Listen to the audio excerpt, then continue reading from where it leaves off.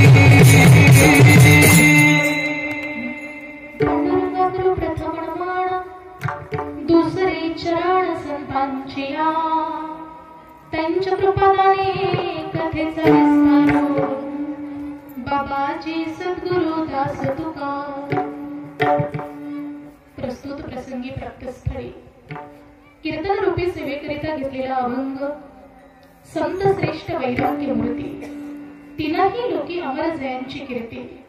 वारकरी संप्रदायाचं कलशस्थान जयांचे शब्द म्हणजे रत्नांचे खाण, जे सर्व साधकांचा कल्पतरू, जे अभंग वाङ्मयाचा महामेरू असे असलेले अनंत कृपा विभूषित विश्ववंद्य विश्वसंत श्रीमंत संत श्री तुकोबराय यांचा स्वामित्वाची काठिन्यता आणि दास्यत्वाची सुलभता व्यक्त करणारा अभंग आज या ठिकाणी भगवत चिंतनाकरिता घेण्यात आलेला आहे। बघा, प्रस्तुत अभंगामध्ये जगद्गुरु तुकोबराय म्हणतात, जगाशी बोलताना तुकोबराय फार गोड बोलतात। महाराज म्हणतात, याच्यावंत प्राणी मात्रांच्या जर जीवाचा विचार केला तर अगदी जीवदशेपासून ते शिवदशेपर्यंत, मुंगीपासून ते हत्तीपर्यंत, अनाथापासून ते सनाथापर्यंत, मुमुक्षुपासून ते मुक्तापर्यंत, काश्मीरीच्या नंदनवनापासून ते मलयागिरीच्या चंदनवनापर्यंत एकूण एक जीव देवाचं दास्यत्व करतो की नाही? एकूण एक जीव देवाचं दास्यत्व करतो, पण देव काही भेटत नाही, संसार काही सुटत नाही, दुःख काही भेटत नाही, प्रयत्न आमचे 24 तास सुरू आहे, पण देव काही भेटत। म्हणून तुकोबराया एक बोलले की बाबा तुम्ही संत होण्यापेक्षा तुम्ही संतांचा काय व्हा, दास व्हा, तुम्ही संतांचे सेवक व्हा. यातच तर माणसाचं भलेपण दडलेलं आहे. भले म्हणविता संतांचे सेवक. अरे बाबा, संतांनी जर आयतं ताट आपल्या पुढे मांडून ठेवलेलं आहे तर आपल्याला याच्या त्याच्याकडे भीक मागायची काय गरज आहे? एखादं म्हणत असेल, नाही मला माझं संतत्व स्वतःला ठसवायचंय, पण महाराज म्हणतात स्वतः संत व्हायला जाल आणि आयुष्यात एखादं जरी कर्म चुकलं तरी आयुष्य उद्ध्वस्त होणार आहे. ठसविता बहु लागती सायास, चुकल्या घडी नाश अल्पवर्म. एखादं म्हणत असेल, नाही संत परंपरा माझ्या घराण्यामध्ये आहे, मी संतच होणार. महाराज म्हणतात बाबा, संत संचिताने होता येतं यात नवल नाही, त्यासाठी प्रारब्धही अनुकूल असावं लागतं. प्रारब्धही अनुकूल असावं लागतं. एखादी सुगरण आहे, स्वयंपाकातली एखादी सुगरण आहे, ती जर म्हणत असेल मी असा स्वयंपाक बनवते, माझ्या हाताला अशी चव आहे, माझ्या हाताला तशी चव आहे, आणि तिच्या घरामध्ये गेल्यानंतर जर कधीच आपल्याला स्वयंपाकाची उपलब्धता ती करून देत नसेल तर तिचं सुगरण पण जसं वायाला जातं. बस तुकोबराय म्हणतात संत संचिताने होता येतं यात नवल नाही, पण तसं प्रारब्धही अनुकूल असावं लागतं. आणि एखादा म्हणतच असेल संत असे संत तसे, संत होणं खूप सोपं आहे, पण महाराज म्हणतात बाबा, एखाद्या रणांगणामध्ये असणाऱ्या रणभूमीतील दृष्टीचं वर्णन करून सांगणं खूप सोपं आहे, पण रण आहे, पण संत व्हायला जाल तर फार कठीण आहे. असं गोड चिंतन तुकोबराय आज आपण घेतलेल्या अभंगामध्ये आपल्याला चिंतन मांडतायत. चिंतन आपल्याला करायचंय, पण तुकोबरायांच्या दिव्य वारीला स्पर्श करण्यापूर्वी अल्पसा परिहार द्यायचा, तो म्हणजे असा. आज या ठिकाणी अखिल कोट ब्रह्मांड नायक कारण कारण करुणा वरुणालय भक्त वत्सल जगताधार रुक्मिणी प्राण संजीवन श्री पांडुरंग परमात्म्याच्या असीम कृपेद्वारा, साधू संतांच्या कृपा आशीर्वादाने, थोरा मोठ्यांच्या मार्गदर्शनाने, त्याचप्रमाणे आपल्या शिवनेश्वर महादेवाच्या, शिवनेश्वर भगवंताच्या कृपा आशीर्वादाने या ठिकाणी चालत असलेला हा अखंड हरिनाम सप्ताह सोहळा, ज्ञानयज्ञ सप्ताह सोहळा, त्याचप्रमाणे ज्ञानेश्वरी पारायण आणि त्या पारायण सोहळ्यामध्ये चालत असलेली ही कीर्तन रूपी सेवा, आजच्या तिसऱ्या दिवसाचं कीर्तन रूपी पुष्प हे तुम्हा ग्रामस्थ करतात, ही फार मोठी आनंदाची गोष्ट आहे. आणि म्हणून आज या सोहळ्यामधला आजचा हा तिसरा दिवस आणि आज ही तिसऱ्या दिवसाची सेवा शिवनेश्वर महादेवाच्या समोर आज या ठिकाणी आपण करतो आहोत. जशी काही शिवनेश्वर महादेव बुद्धी देतील तसं या मुखामधून बोल बाहेर पाडण्याचा मी प्रयत्न करणार आहे. आज या ठिकाणी उपस्थित गुणीजन गायनाचार्य महाराज मंडळी, गुणीजन मृदुंगाचार्य महाराज मंडळी, माझ्या टाळकरी वाळकरी माळकरी आणि माझं सकल देवरूप श्रोतू वर्ग, आणि त्याच पद्धतीने आज या ठिकाणी उपस्थित असणारी महाराज मंडळी, ज्येष्ठ श्रेष्ठ आदरणीय वंदनीय महाराज मंडळी आहेत. कुणी कीर्तनकार, प्रवचनकार, कथाकार, रामायणाचार्य, भागवताचार्य महाराज आहेत. त्याचप्रमाणे आमचे आदरणीय वंदनीय असणारे आमचे सोपान महाराज आज तेही या ठिकाणी उपस्थित झाले. खरं तर मी माझं परमभाग्य समजते, माझं सारख्या अल्पज्ञानी पामराच्या कीर्तनामध्ये त्यांनी बसावं, हा त्यांच्या मनाचा खरा तर मोठेपणा आहे. बघा, जशी भगवंत बुद्धी देईल तसा आपल्याला इथं आनंद घ्यायचा आहे. इथं काही आपल्याला कुणाचा दबाव अजिबात नाही. इथं आल्यानंतर फक्त तो आणि मी, बस, बाकी कुणाचाही विचार करायचा नाही. माझ्या भगवंताला काय आवडतं बस याचा विचार करायचा. आणि या ठिकाणी आल्यानंतर तुम्ही म्हणाल हे बाकीची उभी आहेत यांचं हे पाहून, सपने तो सभी सजाते हैं, सपने तो सभी सजाते हैं लेकिन टूट जाते हैं. कथा कीर्तन में वही लोग आते हैं जिन्हें मेरे प्रभु रामचंद्र बुलाते हैं. आता मला कळतंय का, तुम्हाला काहीतरी समजतंय माझी भाषा. एवढ्या वेळ मला कळतच नव्हतं तुम्हाला मी बोललेलं नाही समजतंय की नाही समजतंय. समजलं तर प्रतिसाद द्या. आणि खरं सांगू, कीर्तनामध्ये टाळी वाजली पाहिजे माई माऊल्यांनो. मी तर नेहमी सांगते, कीर्तनामध्ये वाजवलेली एक एक टाळी तुमच्या पुण्यामध्ये भर पाडणारी आहे. कारण या धर्म मंडपाखाली वाजवलेली टाळी कधीच वाया जात नाही. माझी गुरु माऊली परम पूजनीय संत स्वामी अनेक कृपीजी महाराज सांगत असतात की जीवनामध्ये काही गोष्टी अशा असतात की त्या केल्याने कधीच वाया जात नाही. कुठल्या गोष्टी हो? ऐका. तुळशीला घातलेलं पाणी, गाईला चारलेला घास, एखाद्या नाम सप्ताहाला केलेली मदत, एखाद्या मंदिराला दिलेली वर्गणी, वारकऱ्याला केलेलं अन्नदान, पंढरपूरची केलेली वारी, आई वडिलांची केलेली सेवा आणि कीर्तनामध्ये बसून देवाचं नाव घेऊन वाजवलेली टाळी जीवनात कधीच वाया जात नाही, कधीच वाया जात नाही. म्हणून ही टाळी वाजली पाहिजे. आणि महिला मंडळ, तुम्ही तर अजिबात स्वतःला कमी समजायचं नाही. तुम्ही कमी नाही आहात, अजिबातच नाही आहात तुम्ही कमी. कारण ह्या महाराष्ट्रातल्या संत महापुरुषांना जन्माला घालणाऱ्या तुम्ही मातृत्व आहात. आज मोठे मोठे महापुरुष जन्माला आले, महापुरुष घडून गेले, पण त्या महापुरुषांना सुद्धा जन्माला घालणारी एक माताचे हे मात्र विसरून चालणार नाही. महिला मंडळ, तुम्ही लेकी आहात, राजमाता, राष्ट्रमाता, धर्ममाता, राजजननी जिजाऊच्या. तुम्ही लेकी आहात स्त्री शिक्षणाची जनक असणारी सावित्रीबाई फुलेंच्या. तुम्ही लेकी आहात रमाबाई आंबेडकरांच्या. तुम्ही लेकी आहात झाशीची राणी लक्ष्मीबाईच्या. म्हणून आपण असं गुमान बसून चालणार? कीर्तनामध्ये आम्हाला आनंद घ्यायचा आहे. मी कीर्तनामध्ये बसले ना तर मी जिजाऊ होऊन कीर्तनामध्ये बसली पाहिजे. आणि पुरुष वर्ग, आपण कीर्तनामध्ये बसलो ना तर शहाजी होऊन कीर्तनामध्ये बसलो पाहिजे. आनंद घेता आला पाहिजे.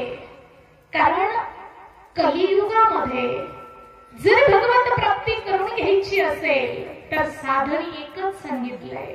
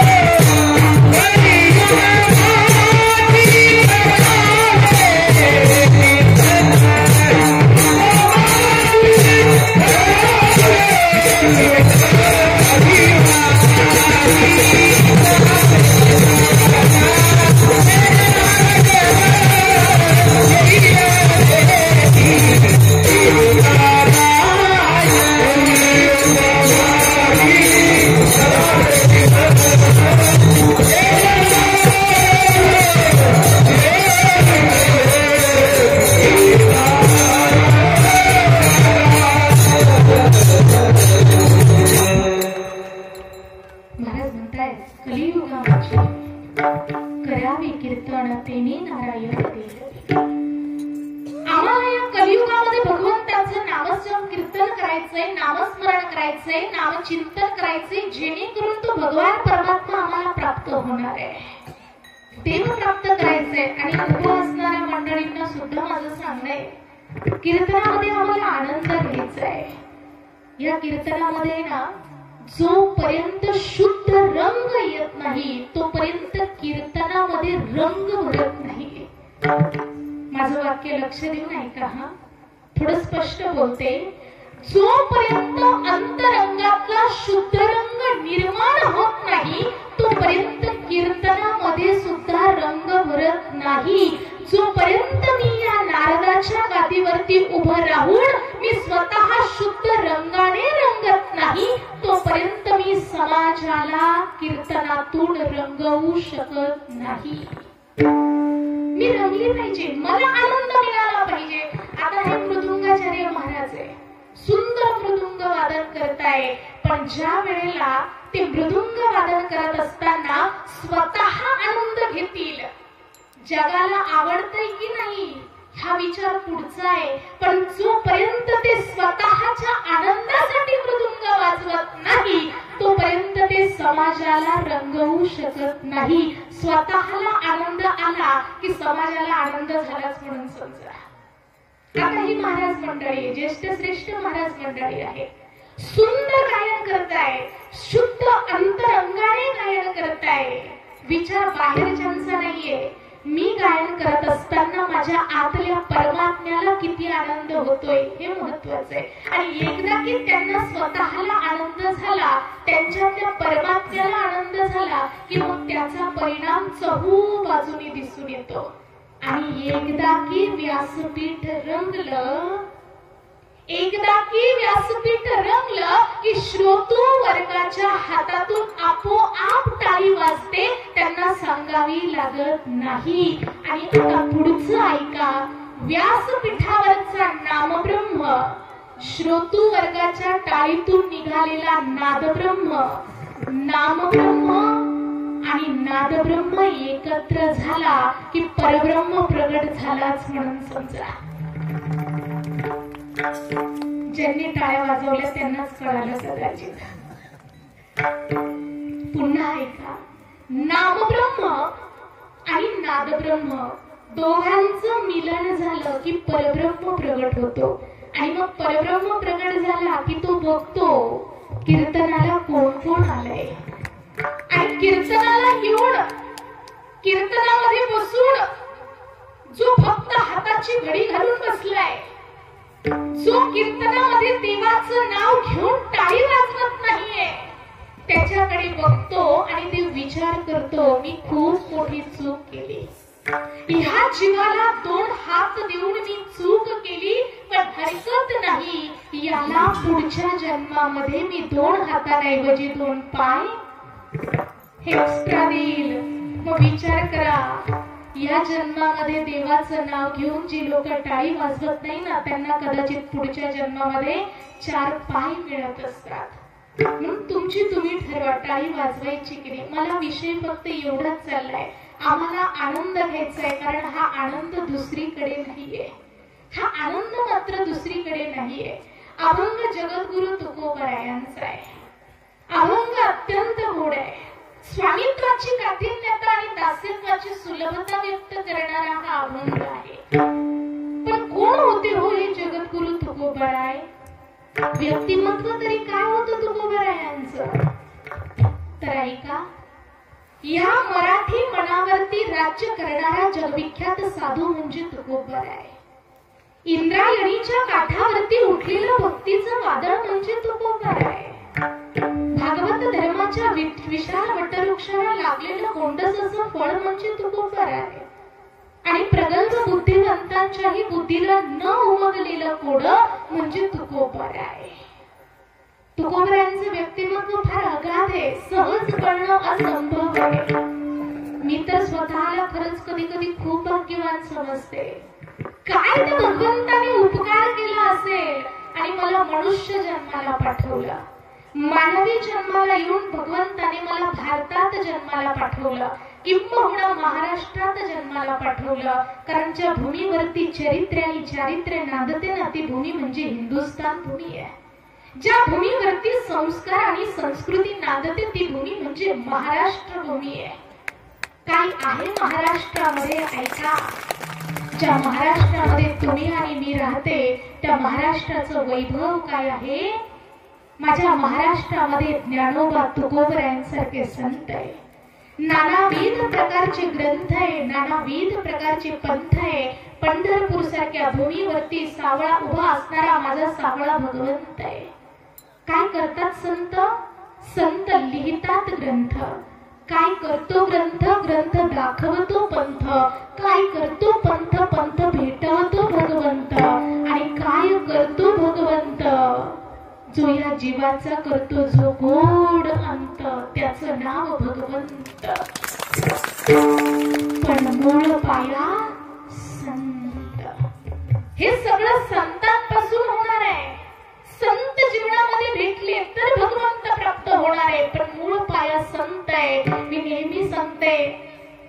भारतासारखा देश तुम्हाला जगाच्या पाठीवर शोधून सापडणार नाही. खूप ग्रेट आहे आपला भारत देश आणि भारतीय संस्कृतीचं तर काय बोलावं. All culture is the best culture in my Indian culture. India is the only philosophical country. आपला भारत देश असा आहे की परकीय लोकांनी सुद्धा भारतीय संस्कृतीला डोक्यावर घेऊन मिरवावं इतकी ग्रेट आपली भारतीय संस्कृती आहे.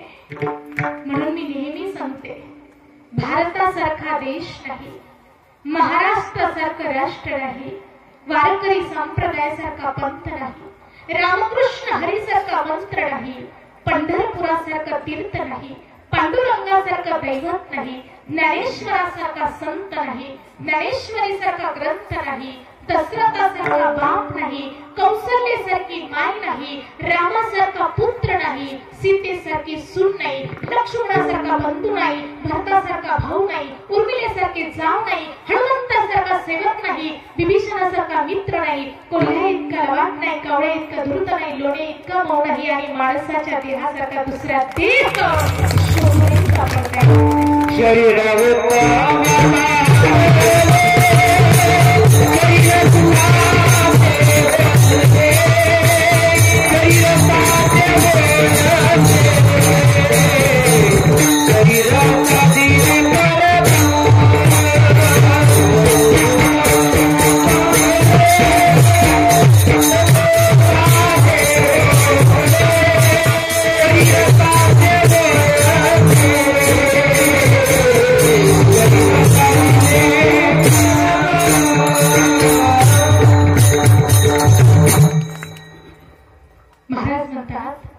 शरीर उत्तम चांगले, शरीर सुखाचे घोसरे, शरीर साध्य होय गेले, शरीर साधिले परब्रह्म.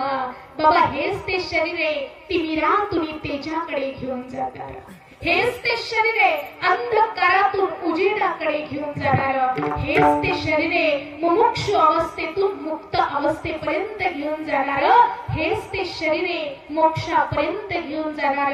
हेच ते शरीर आहे जीवदशेपासून शिवदशेकडे घेऊन जाणार. ते शरीर भगवंताने भारतासारख्या भूमीत दिले की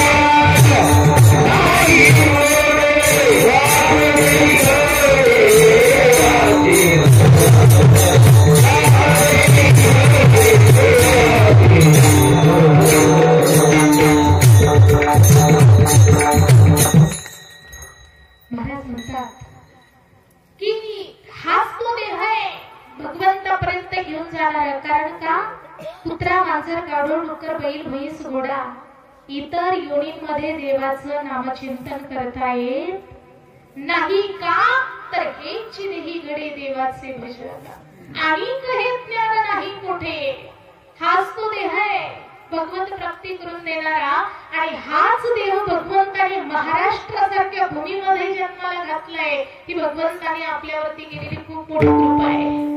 मी नेहमी सांगते, असं म्हणतात अयोध्या ही जन्मभूमी आहे, अयोध्या ही जन्मभूमी आहे, द्वारिका ही कर्मभूमी आहे, वृंदावनी ही प्रेमभूमी आहे, पण माझा महाराष्ट्र ही संतांची भूमी आहे. आणि ह्या महाराष्ट्रामध्ये आपण जन्माला आलो. बघा ना, संतांनी आपल्या पुढे ताटच वाढून ठेवलंय. ज्ञानोबरायांची ज्ञानेश्वरी आणि तुकोबरायांचा गाथा.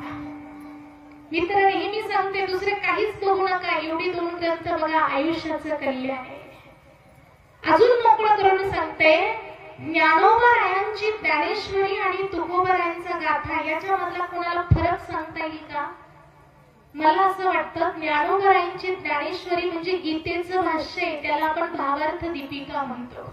गीतेचं भाष्य जे काही कार्य भगवान श्रीकृष्ण अवस्थेमध्ये भगवंताकडून राहून गेलेलं होतं, त्याच टीका पुन्हा करून माझ्या ज्ञानोबारायांनी ज्ञानेश्वरी निर्माण केली, भावार्थ दीपिका निर्माण केली. म्हणजे गीतेचं भाष्य म्हणजे ज्ञानेश्वरी आहे, पण तुकोबारायांचा गाथा कुठल्याही विषयाचं भाष्य, तुकोबारायांचा गाथा कुठल्याच विषयाचं भाष्य नाहीये.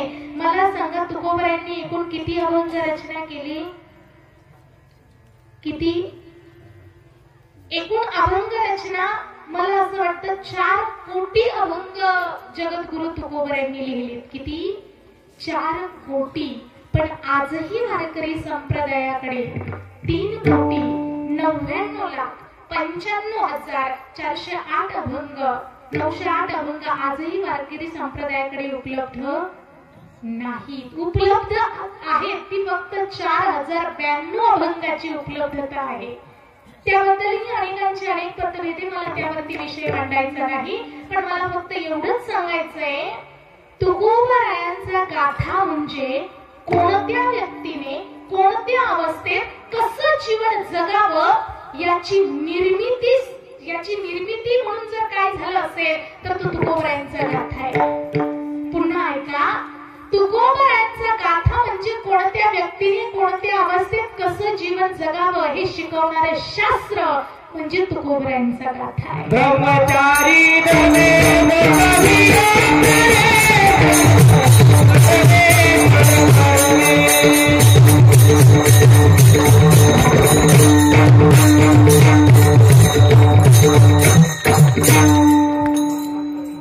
महाराज म्हणतायत, ब्रह्मचारी धर्मे भोकवी अक्षरे आश्रमी विचारे शरकरे.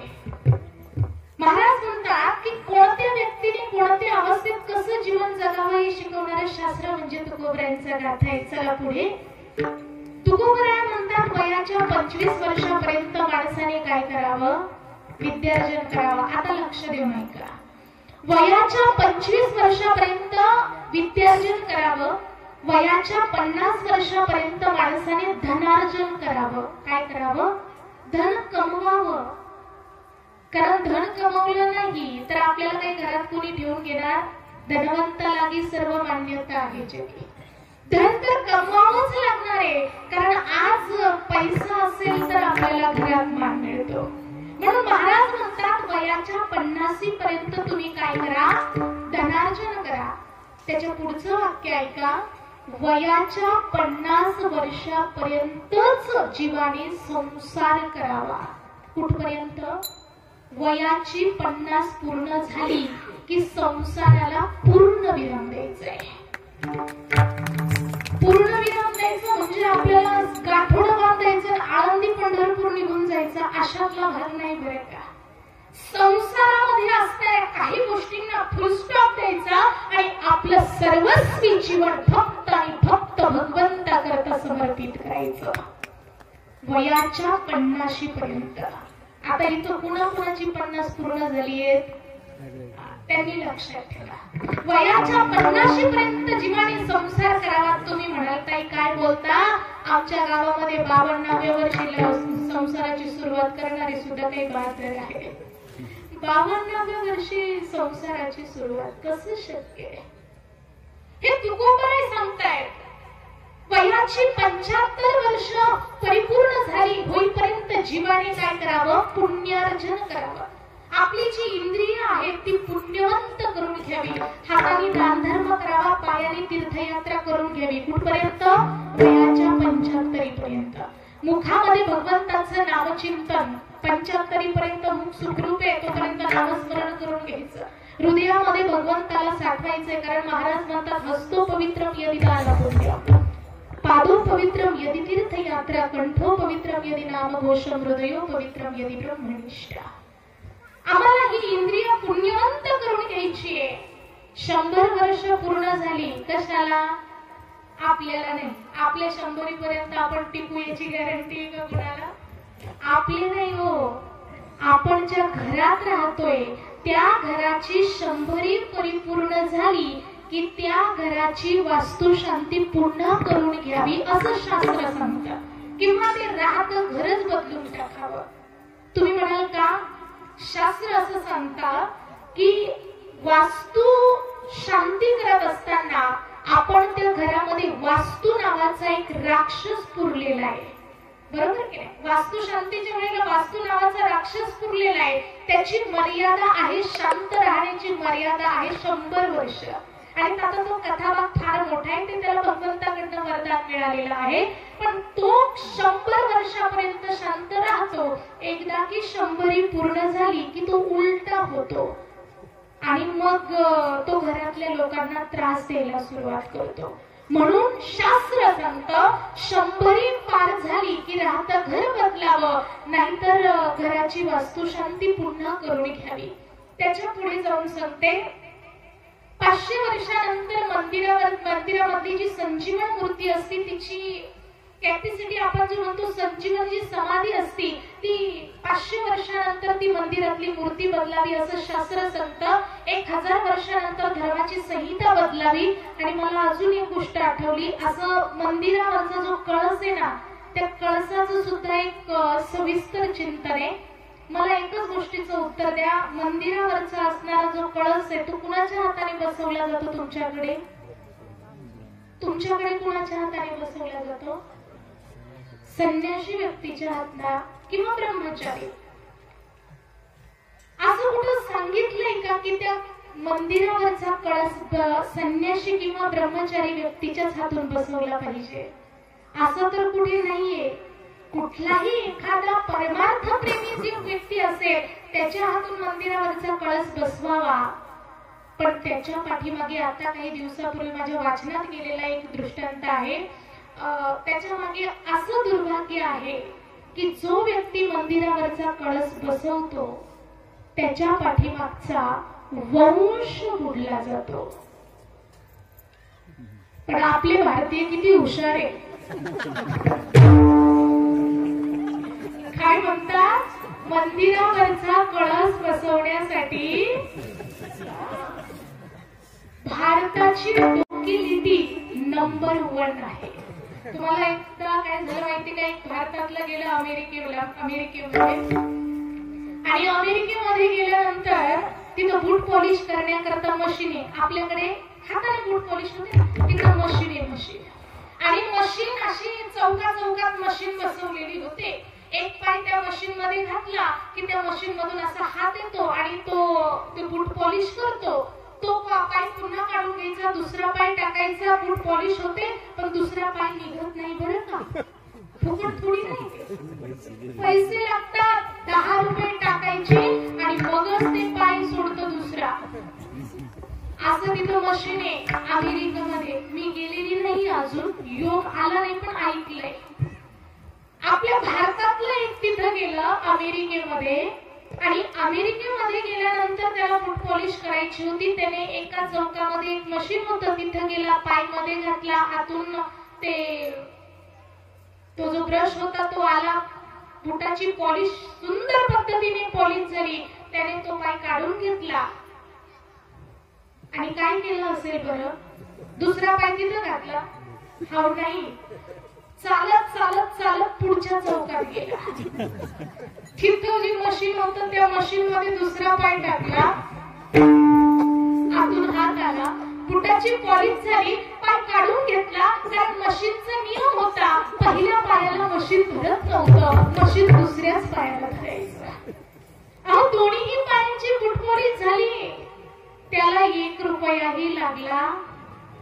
इतका आपला भारत देशातला माणूस हुशार आहे. मला हुशारी सांगायची होती, फक्त मला सांगायचं एकच आहे, हे संत महात्म्यांनी आपल्या पुढे जे ग्रंथ ठेवलेत ना, हे ग्रंथ नाहीये, हे साक्षात भगवंत आहे. आणि म्हणून महाराज म्हणतात तुम्ही इकडे तिकडे समर्पित होऊ नका, तुम्ही जगाला समर्पित होऊ नका. तुकोबराय म्हणतात तुम्ही इकडे तिकडे जाण्यापेक्षा तुम्ही एक करा. तुम्हाला भगवत प्राप्ती करून घ्यायची ना, मग मग तुम्ही एक करा, काय करा, तुम्ही संतांचा दास व्हा, तुम्ही संतांचे सेवक व्हा. अभंगाचं प्रपंच.